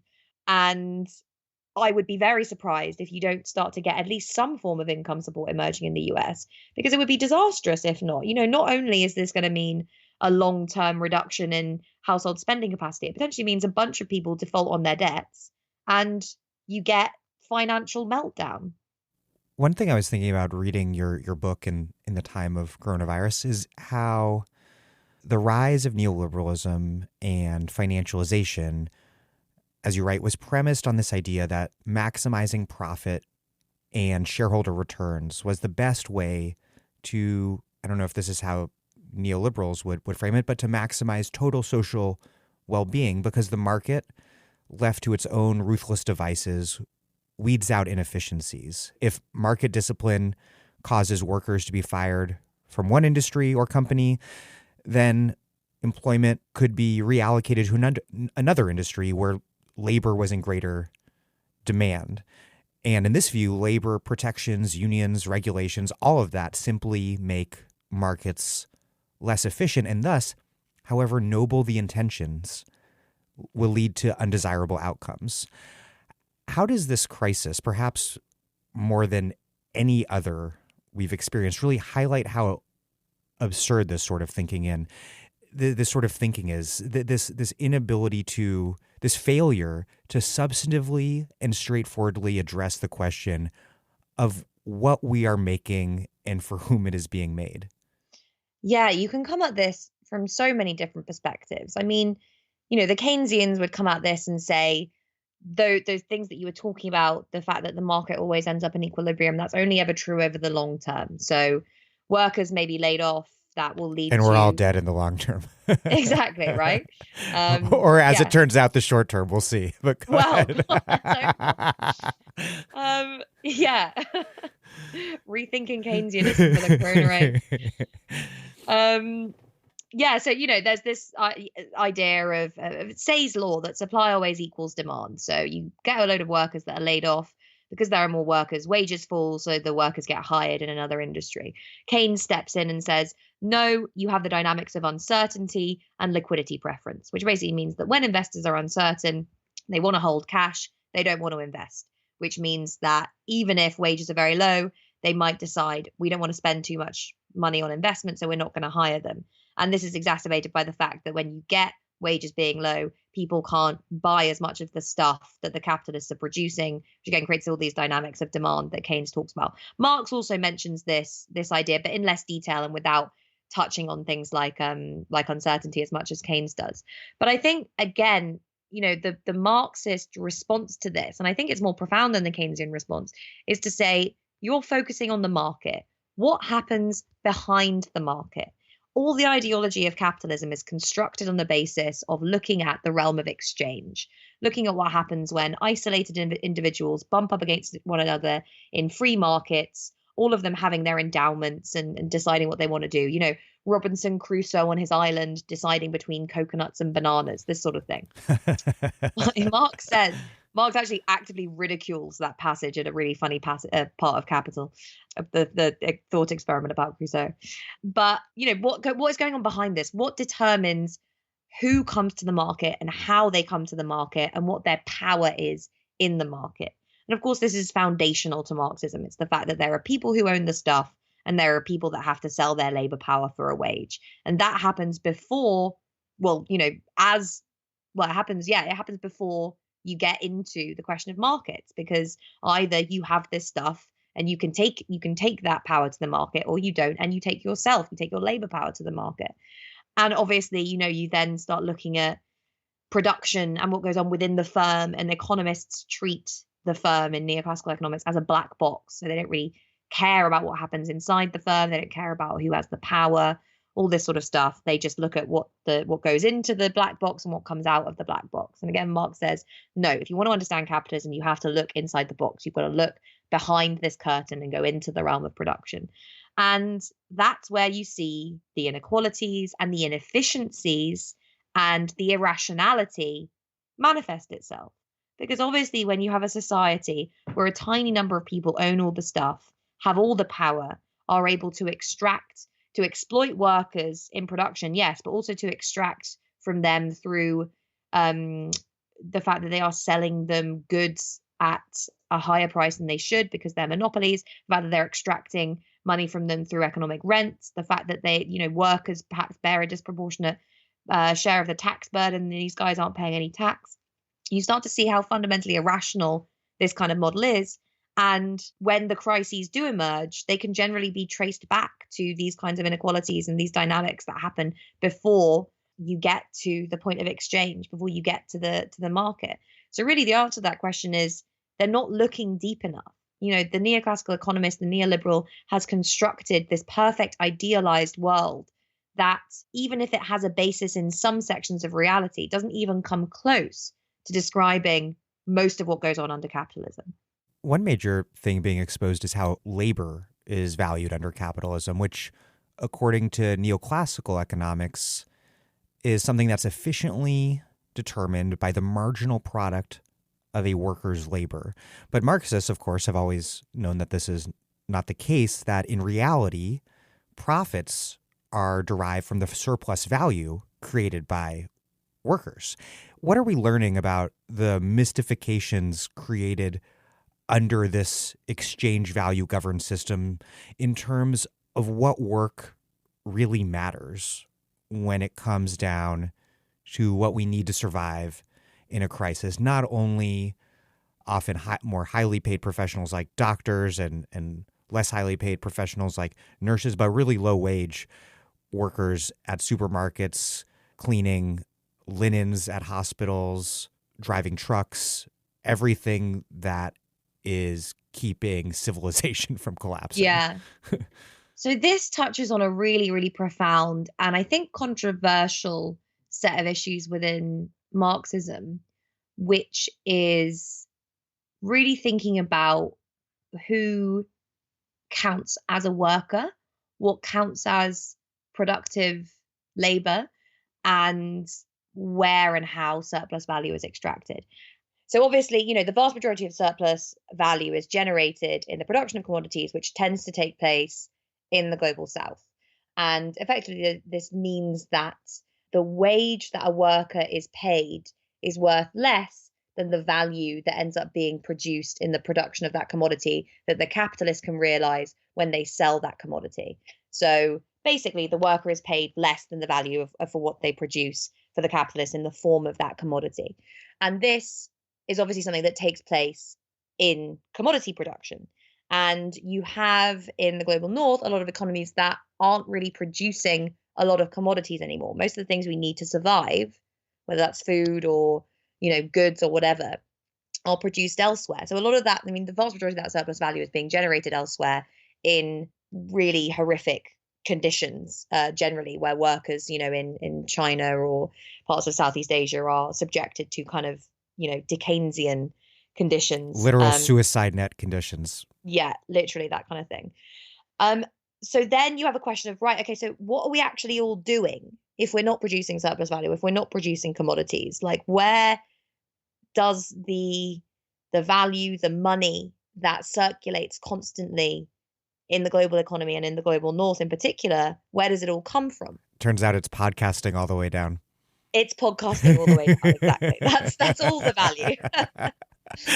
Sorry, go ahead. And I think what you start to see is that, Marx in Capital, he talks about the role of the manager, right? And how there are a certain class of workers that end up becoming managers, and they effectively are paid slightly more and they exert the interests of capital in the factory. And obviously what you start seeing as capitalism becomes more complex, and more globalized is that those managerial roles become more necessary because production is more complex. So there's all sorts of things you need to be doing, whether that's about organizing production itself, dealing with taxation, dealing with payroll, etc. Management becomes more complex and it becomes concentrated in a certain number of economies. So commodity production largely takes place far down the value chain. Managerial work, work around how companies are financed, work around, advertising, so the realization of surplus value, i.e. how you get to people to buy the commodities, all of these different functions end up being concentrated in the global north. And they largely are associated with higher wages in the same way that in a factory, the manager is paid a higher wage. But they aren't actually engaged most of the time, other than in certain cases, in producing any commodities. They're not producing really any new value. What you're seeing is a hyper exploitation amongst the people who are producing commodities. So they're paying even less than what you would expect, given the average rates of surplus value extraction in commodity production, and the excess profits that generates higher up the value chain are used to pay for management, etc. Now, there are big arguments about where commodity production ends and where it begins, right? Because you could argue that now commodity production is so complex that you can't really understand what happens in the Foxconn factory in China without having without a view to what happens in Apple's headquarters somewhere else, or even during in the middle of the value chain where they're thinking about, I don't know, how the company is structured, or the advertising or whatever, and thinking about information as commodity as well. Yeah. I mean, that's a whole issue in and of itself. And personally, I on the information question, I don't know where I stand on it. I'm still kind of exploring that, I think. And there is also this question about, can we conceive as the worker in the Foxconn factory as qualitatively distinct from the worker who is working in advertising for Apple, because they're both in one way or another involved in the production of this commodity. It's just that this task has been separated up into so many different categories that these jobs are so very different. Or selling Apple products at the Apple store that were made in Foxconn. Yeah. I kind of tend towards the first view, which is to say that, we are in this form of kind of complex capitalism that requires a certain number of functions that might be necessary to the realization of surplus value and the efficient organization of production, but aren't completely and utterly necessary for the production of commodities. And those managerial roles, which tend to be higher paid, are concentrated in the global north. And a lot of them, are actually just bullshit jobs, right? I mean, yes, you can argue that we need some of these functions because of how complex capitalism has become, but a lot of them are what David Graeber describes as bullshit jobs, things that if you stop doing them, nothing would happen, right? We're having a big experiment around that right now. Yeah, literally. And so, I think a lot of people are realizing wow, okay, the things that we need to survive are largely not produced by us. But they're also, just to add, they're also the low-wage services of the global north. They're commodities not produced by us, but also low-wage services in the global north that are necessary to support the social reproduction of the global north's managerial class as well as everyone else who lives here. That was exactly what I was going to say next. So as well as production, you have social reproduction, right? And the labor that is necessary to reproduce the subjects who are either working in factories in China or, working as managers in the global north. And in the advanced economies, obviously, a lot of the higher wages in those managerial professions support a huge and diverse services economy that effectively represents the outsourcing of a lot of social reproduction that used to take place in the home. You're thinking about hospitality, dining out, even certain forms of entertainment you can see in this way, care work. And then there's obviously the direct social reproduction of reproducing and protecting the human being that takes place in the healthcare system. So these forms of important and necessary social reproduction, which for a whole host of reasons, to do with patriarchy, to do with capitalist patriarchy, are systematically undervalued. And even historically by Marxists have been ignored or undervalued. We suddenly see what allow us to survive. So the combination of the production of commodities that takes place elsewhere and the services that exist here that allow us to reproduce ourselves. These are the things that we need. Everything else is often moving money around to make more money, or reorganizing companies to shift value up to the very top, or reorganizing management to accelerate exploitation in other parts of the value chain. It's all stuff that's based on the needs of capital rather than the needs of individuals. And that's, you're right, it's interesting and it's profound. And who knows what that realization will come to when people go back and think, what is the point of me showing up to work every day when I know I don't have to? The world isn't going to end if I don't. Let's get a bit deeper into the global economy. When Nixon ended the dollar's convertibility into gold in 1971, that ended the global monetary order that had prevailed since the end of World War II. And yet, remarkably, the dollar remained the global reserve currency. And you write that, quote, the real foundations of Bretton Woods had been exposed. American imperial power. The gold peg established at Bretton Woods was not the source of the dollar's value. It was, rather, you write, about geopolitical economy. For context, first explain how American economic and military power structured the global economy before and then after the Bretton Woods era. And then explain, given what we know from that, what might happen next, given that U.S. policy under Trump, which is often described as this retreat from the global stage, is taking place alongside China's rise, a dynamic that is very much accelerating in complicated ways as we speak. Because after 2008, the U.S. and China led the global recovery, but geopolitics and the domestic political economies of both countries have changed and continue to change quite a bit since then. What does that all mean? So yeah, beginning with that question about Bretton Woods, so the fact that it, the basis of the system was really American imperial power. You see, the Bretton Woods Conference, and I talk about this, at length in the book, takes place after the end of the Second World War, and it's an attempt to reestablish a global monetary system that can underpin a new wave of globalization that can basically create the kind of certainty and security needed to reestablish and expand global trade and global investment.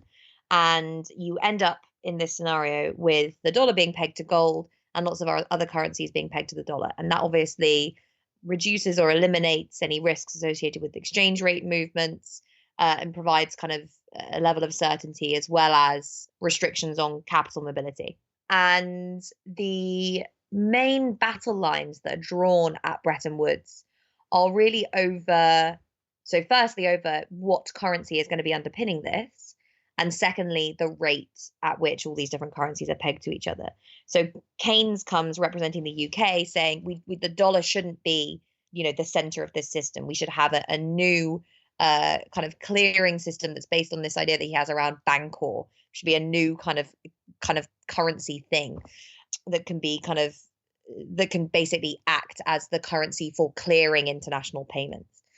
And this is defeated by the Americans, who obviously want the dollar to be the center of this system, because if you are able to print the global reserve currency, print the currency that, is the basis really of the international monetary system, you have effectively an endless amount of power. Because Keynes was like, let's do monetary Esperanto, and the U.S. was like, no, the dollar, English. Yes, literally that. Yeah, exactly. Yeah, that's a really good example.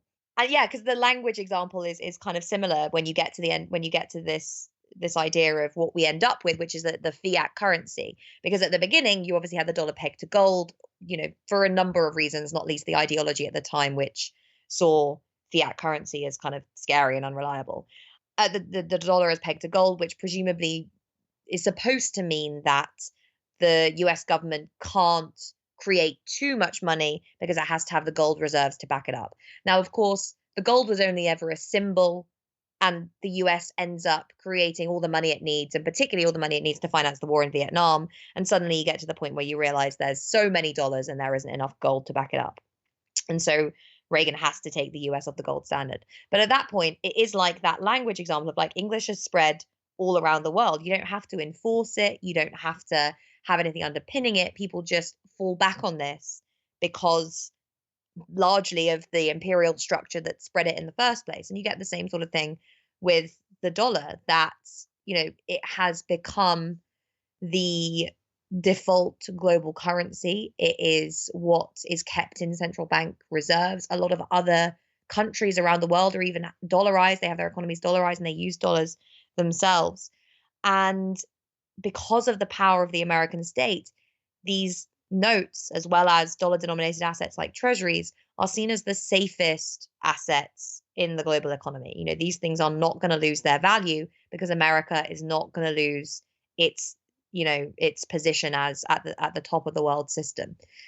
And you see this take on a new form, I suppose, in the wake of the 2008 financial crisis, when all around the world, central banks are desperate for dollars, particularly in Europe. They need dollars to be able to finance, to be able to support the domestic banks, which have obligations all over the world, many of which are denominated in dollars. So they draw on these swap lines. And Adam Tooze is the best person who's talked about this in Crash. And listeners can go back to the Dig archives for my interview with Tooze on just this as well. Yeah, he's great on this. And he's great on the geopolitics of international finance, actually. So yeah, you obviously get the system where the Fed is basically extending the dollars through these swap lines to central banks all over the world that need it. And as Tooze argues, this really cements and consolidates America's power in the international financial system, even though this crisis had its origins in the US and in US housing market. And you are going to start seeing a similar sort of thing today. There are going to be a lot of economies, a lot of central banks that are going to need to draw on dollars, and the Fed's already said that it's going to make those swap lines available again. There was some concern about whether or not Trump would actually let that happen because of his America First rhetoric. But he realizes at some point, someone's made him realize this, how profoundly important this is for America's global dominance. The interesting thing, I suppose, is what is going to happen to this over the long term, because it's obviously, written into the 5-year plans of the Chinese Communist Party that they want to make the renminbi the global reserve currency. Now, obviously, that's still a long, long, long way off. But again, when you're looking at this, not in economic terms, but in political terms, in geopolitical terms, in terms of where global power lies, then what happens next in terms of the balance of power between those currencies is obviously going to be determined by what happens next in terms of the balance of power between those countries. And at the moment, America losing its global hegemony seems like a far off fantasy.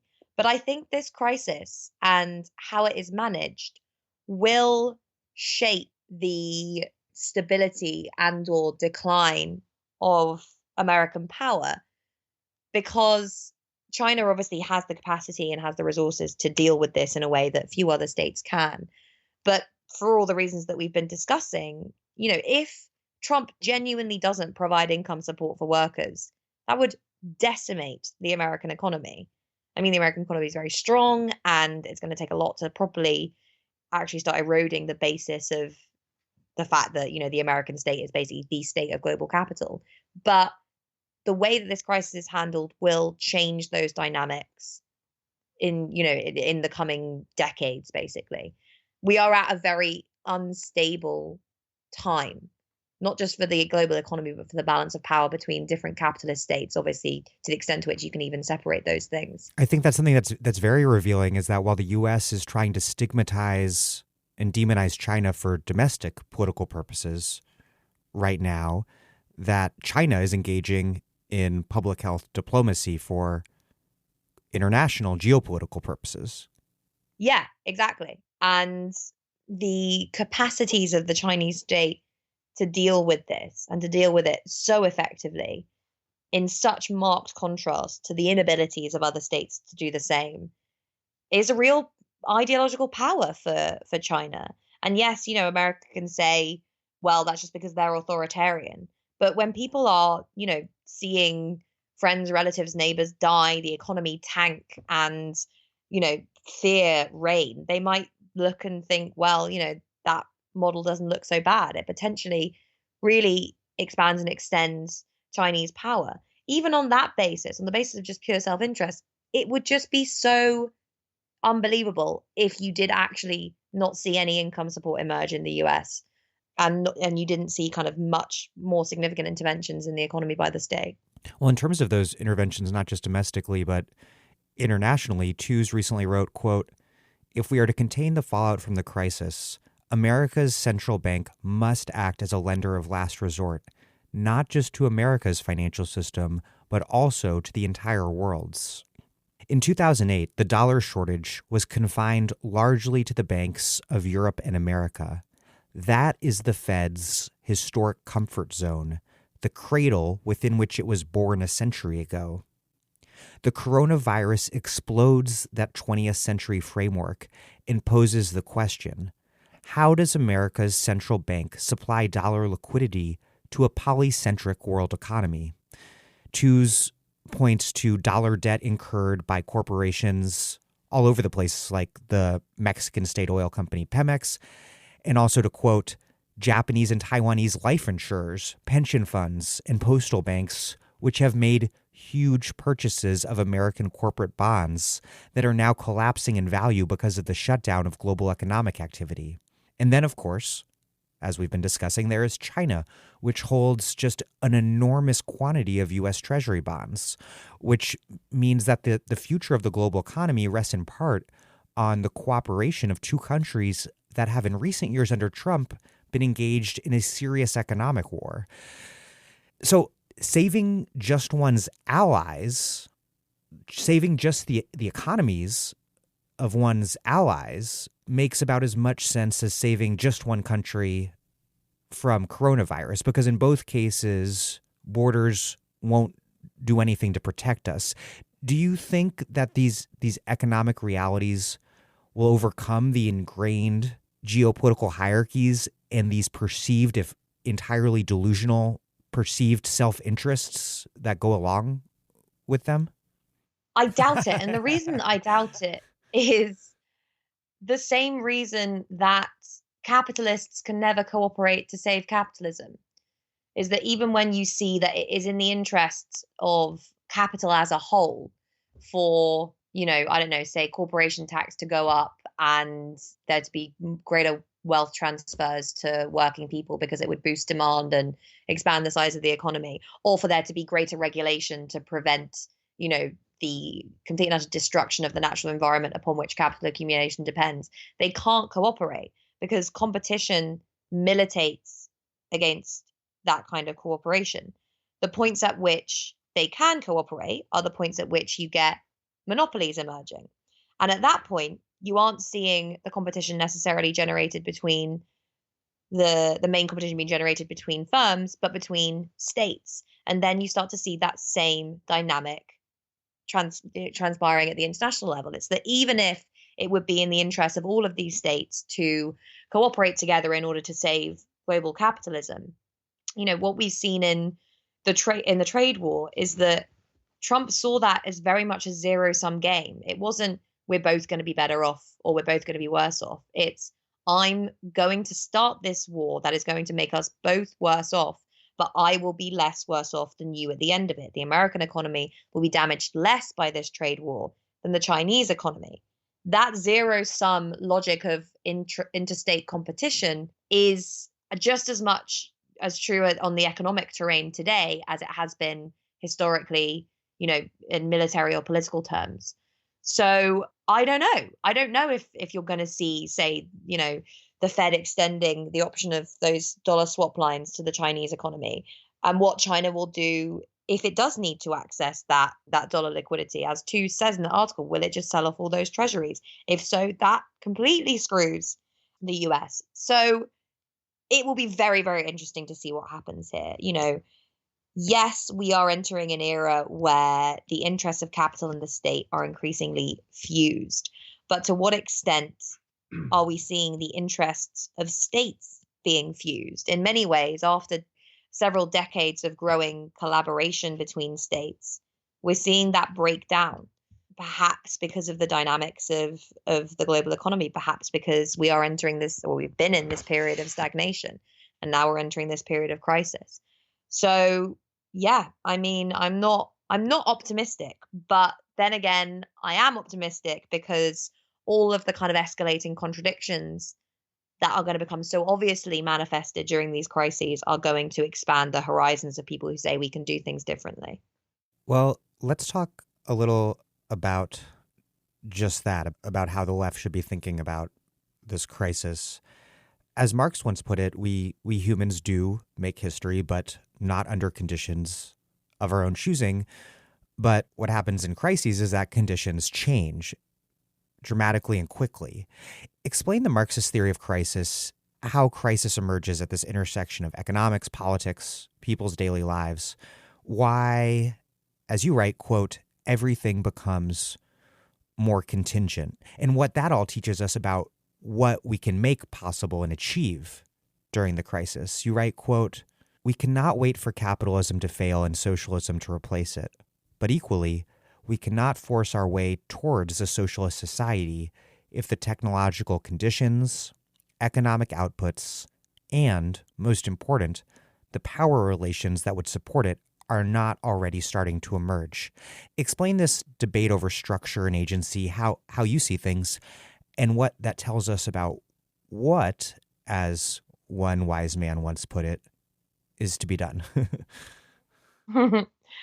So yeah, I'll explain my understanding and my interpretation of this, because it's obviously hotly debated and contested. There are those who think that, so thinking about structure and agency, thinking about the base and superstructure, in Marxist terms, Marxists say there's the technological and economic base, the material conditions of existence.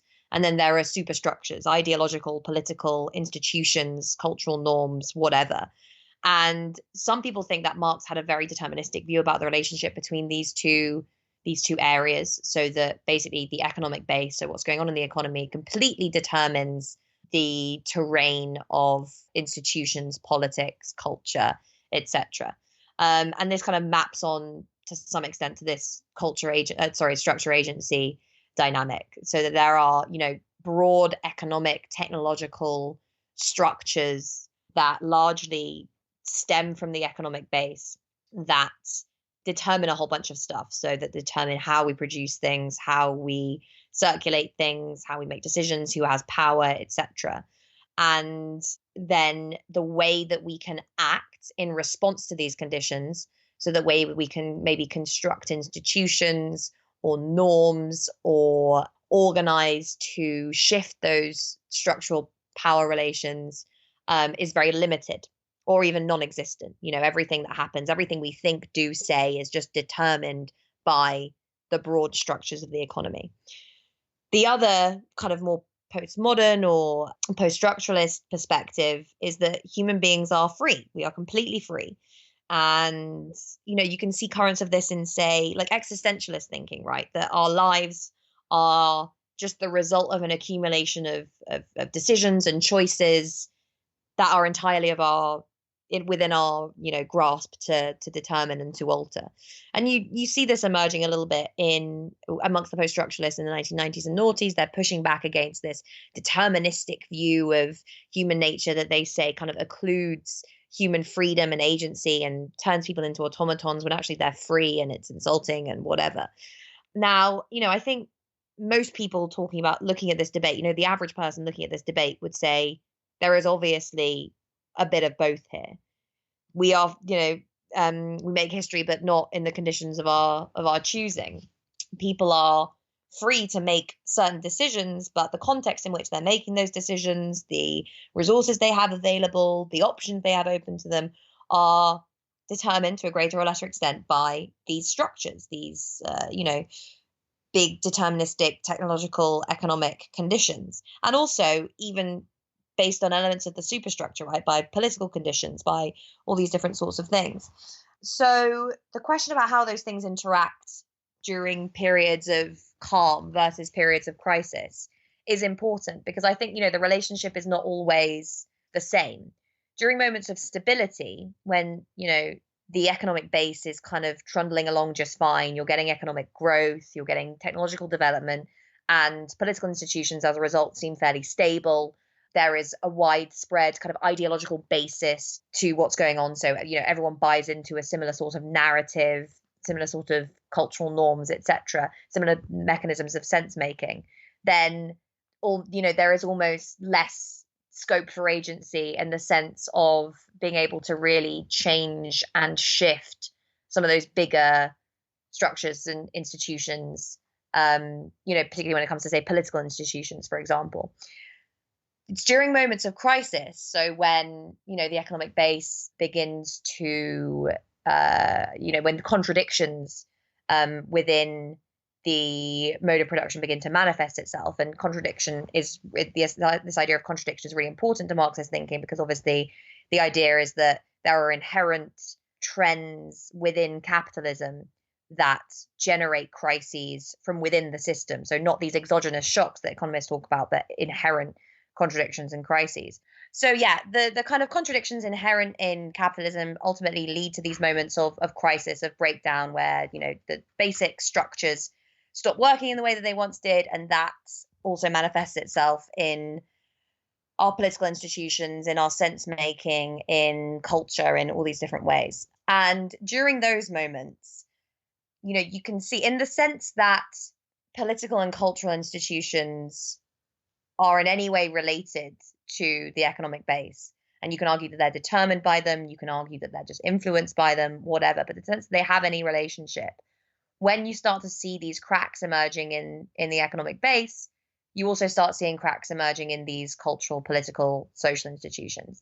And when that begins to happen, there are obviously ways for people to be able to organize to influence those political, social, and economic institutions. And also, to an extent, ways for people to organize to even influence the trajectory of the economic base. So how the actual economy works, how the relations of production work, even what kind of technology we're developing and how it develops. Precisely because that stability that emerges from those periods of growth has broken down. And that's what I mean when I say moments of crisis and moments of contingency, because they're moments where you can kind of get in the interstices of capitalist institutions, of capitalism itself, and begin organizing to shift things. And it's those moments like, the moment between 2008 and now, we're still in that moment, really. The same moment in the 1970s, the moment after the Second World War, people start asking fundamental questions about what kind of society they want to live in, and they start organizing to change it. And I think that we really are in one of those moments right now.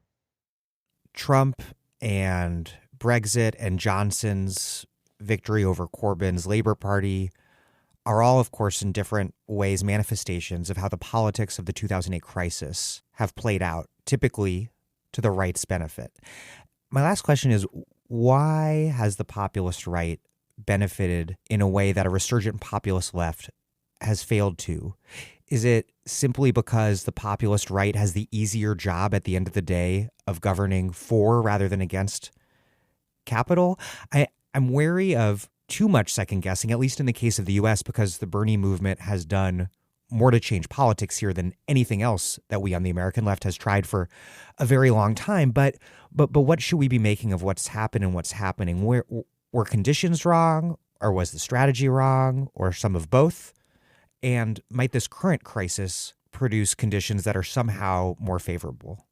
I think really what's happened with the left over the last 10 years has been that it's been an inversion of the historical trend when it comes to how social change has happened, in that historically you've had the development of certain social forces, and that has stemmed in one way or another from the changing nature of capitalism itself. So, the emergence of the labor movement, for example. The labor movement emerges, begins to organize politically, forms political parties, stands in elections, and changes things that way.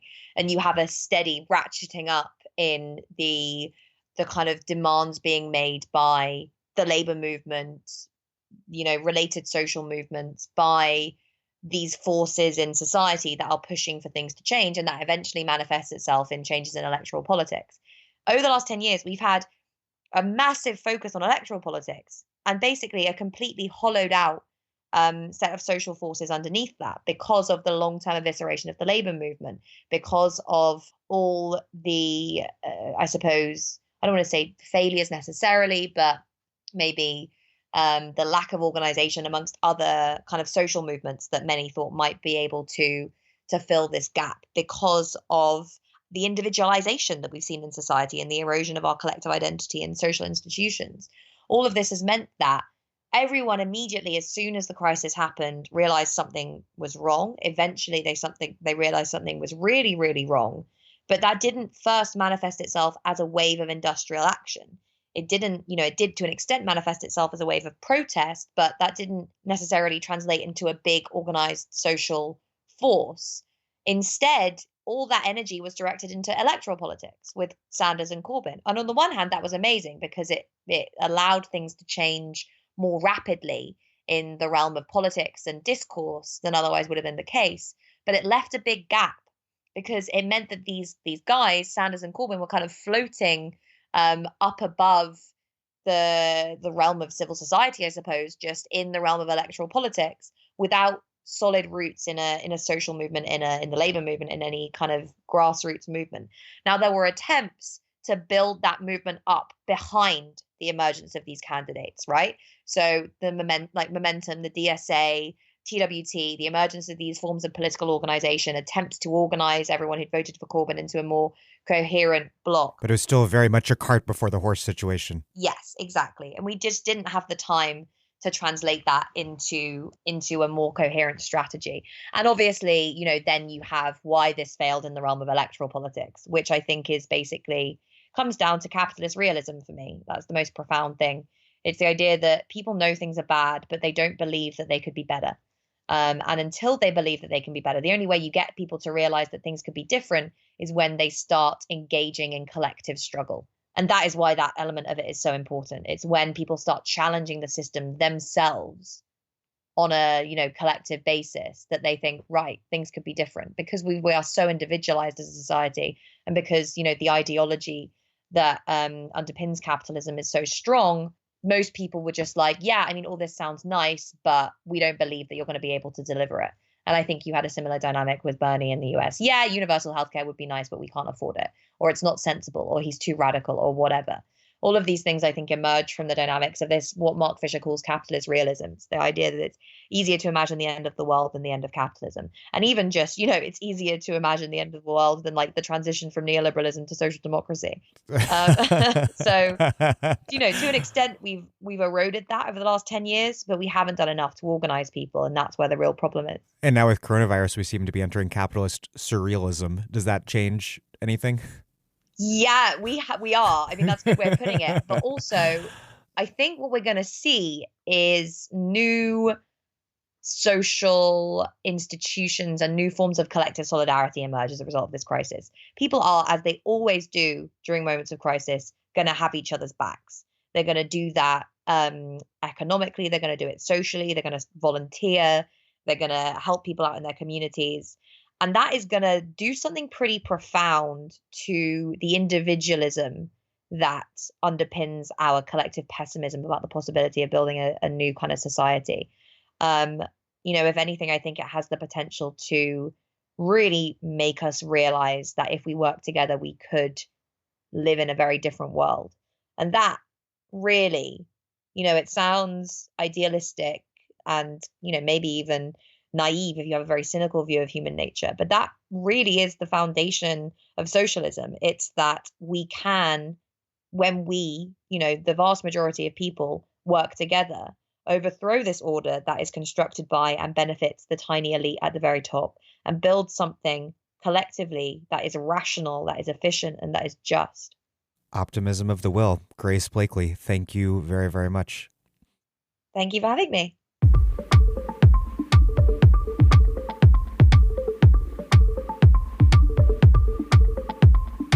Grace Blakeley is a Marxist economist and the author of Stolen: How to Save the World from Financialization.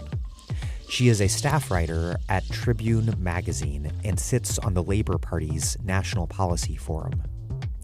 Thank you for listening to The Dig from Jacobin magazine.